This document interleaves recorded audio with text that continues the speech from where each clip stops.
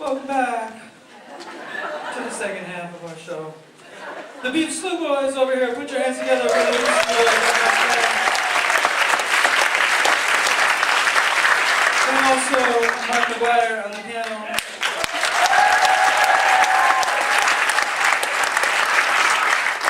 From now on, they'll be known as Mr. Butch Thompson and the All-Star Slew Band. Announcements, the Beef Slew Boys are playing at the Marine Art Museum to wrap up the Frozen River Film Festival on January 25th. And I don't know if they have CDs for sale, but I've got one. You can buy it off of me. My CD of them. This is the announcement part of the show. So let's see, what do I have? Oh, I'm introducing myself. So I'd like to start a non-denominational community choir. All this Prairie Home Companion stuff is making me thinking we gotta sing together. And Nancy Edstrom over there, we did some research earlier, and she has taught either French or piano or choir or all sorts of things to 33% of the population of Winona.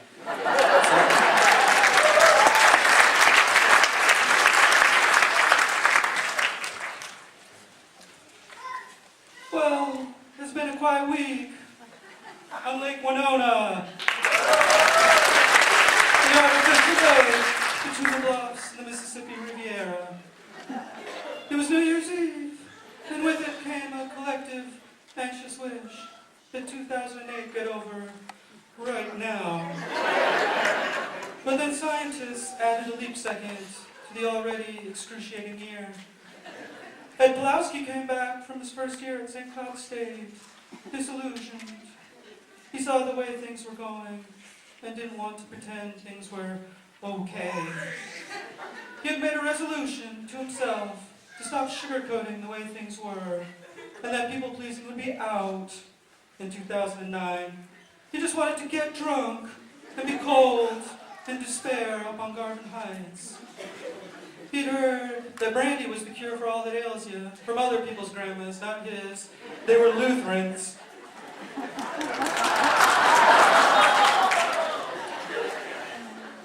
So he stole half a bottle of Mr. Boston from his parents' very underutilized liquor cabinet.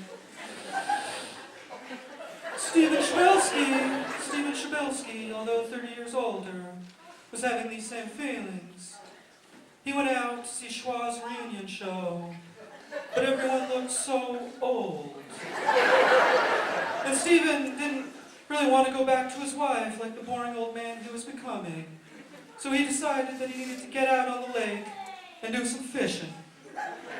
Really, he just wanted to be alone, to contemplate and brood. And he didn't tell his wife. "Are you depressed?" she'd asked, and he'd have to convince her that he wasn't, which is very hard for a man of few words.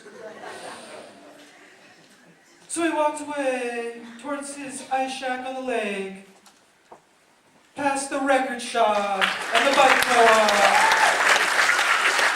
and past the young folks who had just begun their evenings. In fact, he didn't even want to catch a fish, so he put an unbaited hook in the hole and sat, just letting his mind go in his shack of solitude. Meanwhile, young Ed had climbed the stairs to Garden Heights and was well on his way to finishing the brandy. He just stared down at the twinkling city below, watching toy trains traverse the length of town. There was nothing to indicate the better year had arrived, but he knew he was drunk, and so it was time to go home. In what seemed like mere seconds, Ed had reached the bottom of the bluff and was bumbling across Highway 61. And soon he was being drawn towards these strange sounds that were coming from Stephen's ice shack. Only minutes earlier, Stephen arose from his untrained meditation and found that his fishing line was frozen into the ice.